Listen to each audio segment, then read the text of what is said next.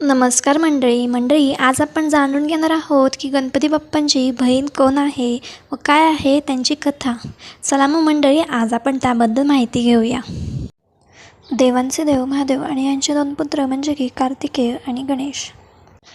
पण त्यांना एक बहीण देखील होती. कोण होती ती तुम्हाला माहिती आहे का? तिचे नाव आहे अशोक सुंदरी.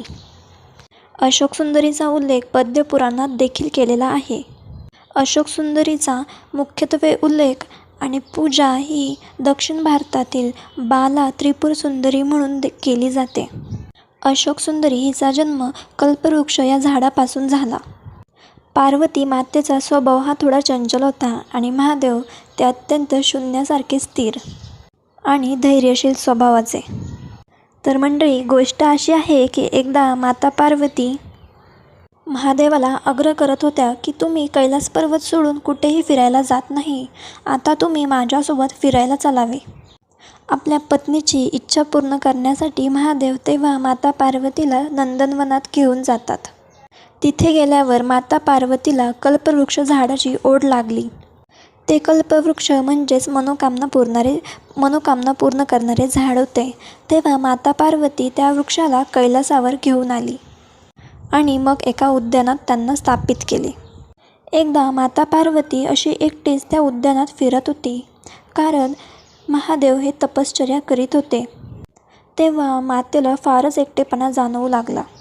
म्हणून आपला एकटेपणा दूर व्हावा यासाठी मातेने एका मुलीची इच्छा व्यक्त केली. तेव्हा मातेला त्या कल्पवृक्षाची आठवण झाली की ह्या कल्पवृक्षाला आपण जरी मनोकामना सांगितली तर हा नक्कीच आपली इच्छा पूर्ण करेल. तेव्हा माता कल्पवृक्षाजवळ जाऊन ही मनोकामना सांगितली. ते कल्पवृक्ष मनोकामना पूर्ण करणारे होते, म्हणून त्या कल्पवृक्षाने त्वरितच मातेची इच्छा पूर्ण केली. त्वरितच त्या कल्पवृक्षाने एक सुंदर कन्यारत्न दिले, जिचे नाव मातेने व महादेवाने अशोक सुंदरी असे ठेवले. ती खूपच सुंदर होती, म्हणून तिला सुंदरी देखील म्हटले गेले. माता पार्वती आपल्या कन्येला पाहून खूपच प्रसन्न झाली होती. तेव्हा मातेने त्या कन्येला एक वरदान दिले. तुझा विवाह हा देवराज इंद्रासारख्या शक्तिशाली युवकासोबत होईल. असे मानले जाते की अशोक सुंदरीचा विवाह हा चंद्रवंशीय ययातीचा नातू नहुष हिच्यासोबत ठरले आहे. एकदा अशोक सुंदरी आपल्या मैत्रिणीसोबत नंदनवनात फिरत होती. तेव्हा तिथे हुंड नावाचा एक राक्षस आला.